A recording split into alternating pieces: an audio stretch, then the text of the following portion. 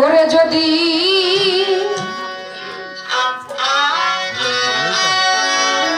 দুঃখ পেলে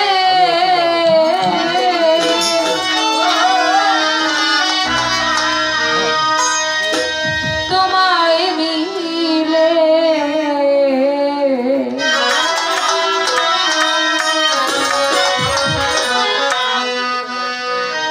বিশু চারাবি দুঃখ সাগরে পাইব তরি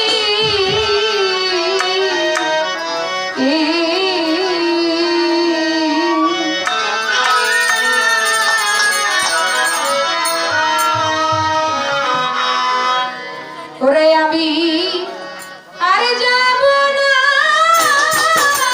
সুখ সাগরে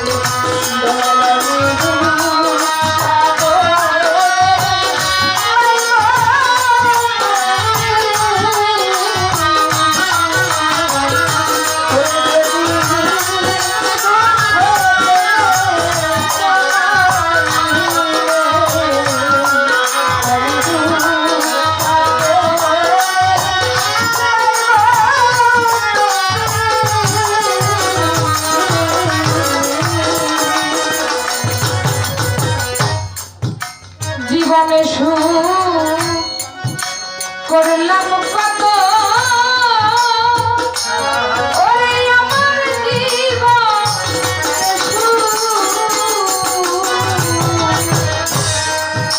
করলাম কত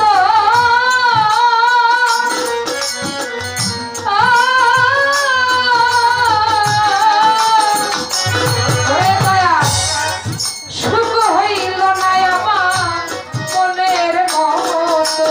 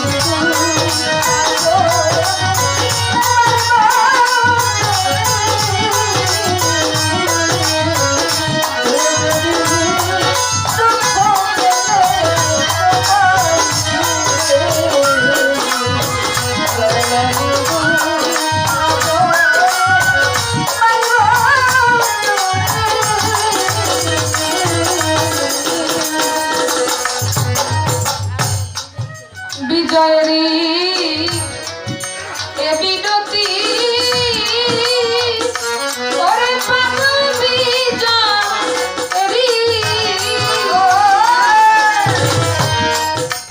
এই বিনতি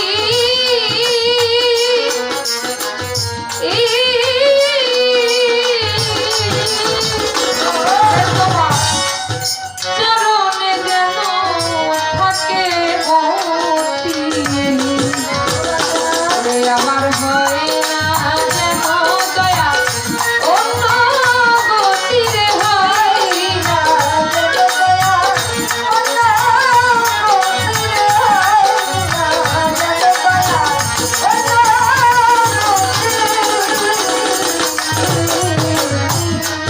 ওরে পাগল বিজয়ের এই মিনতি আমার চরণে যেন থাকে মতি দয়াল আমার হয় না যেন উন্নতি। আসলে বাবা প্রত্যেকটা মানুষেরই একজন মনের মানুষ থাকে, সেই মনের মানুষটি হতে পারে তার মুর্শিদ, সে মানুষটি হতে পারে তার গুরু, হতে পারে তার মা, হতে পারে তার বাবা। আর সেই মনের মানুষটি যখন দুঃখ দিয়ে ব্যথা দিয়ে সে চলে যায়, যাকে ফাঁকি দিয়ে চলে যায় বাবা, সে ভক্তই বুঝতে পারে দয়াল হারা যন্ত্রণা তাকে বলে।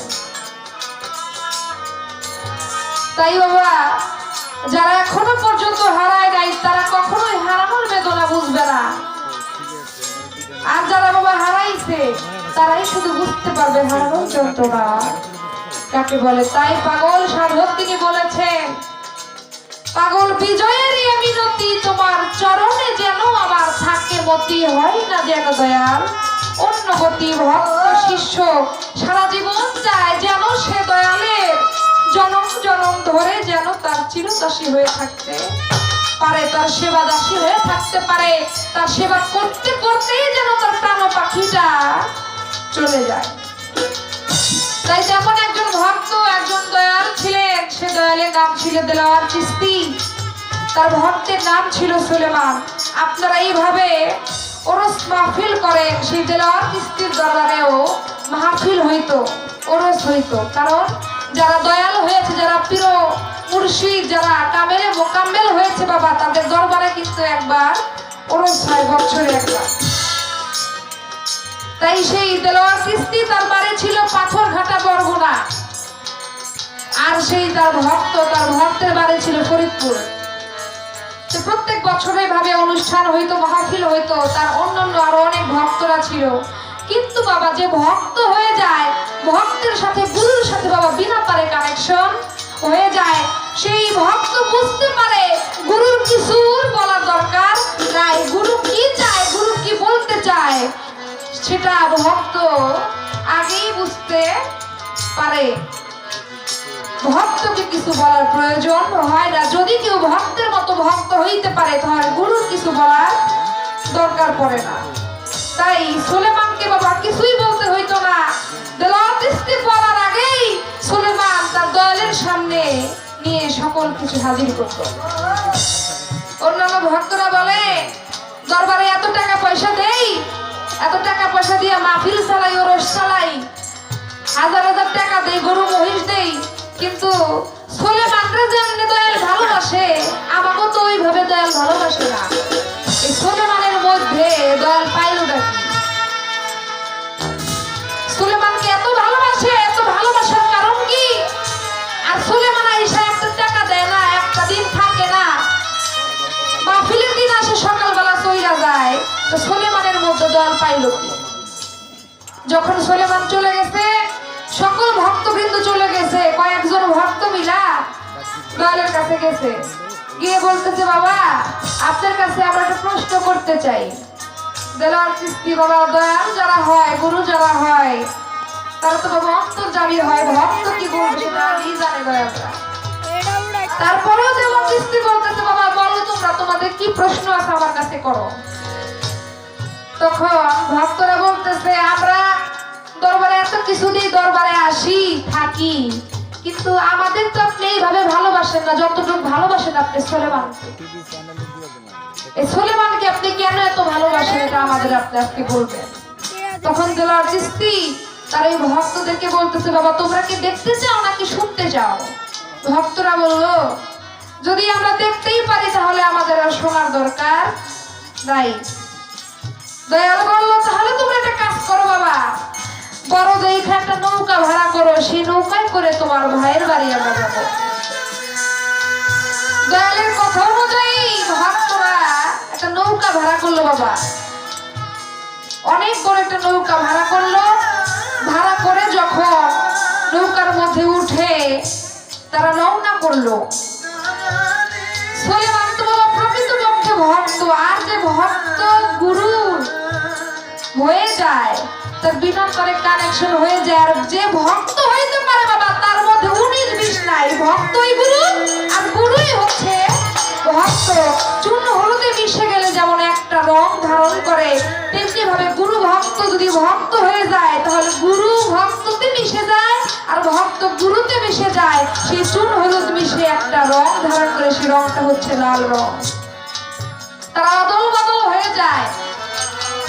তাই সেই সুলেমান তার সুলেমান মনে মনে বলতেছে, আজকে যেন আমার কেমন লাগতেছে, আমার বান্ধব কি আমার বাড়িতে আসতেছে, আমার মনে হচ্ছে আমার বান্ধব মনে এই পথ দিয়ে আমার বাড়িতে আসতেছে, আমার দয়ালের সেই গায়ের গন্ধ যেন আমার নাকের মধ্যে ভেসে আসতেছে, আমার আজকে এমন কেন লাগতেছে।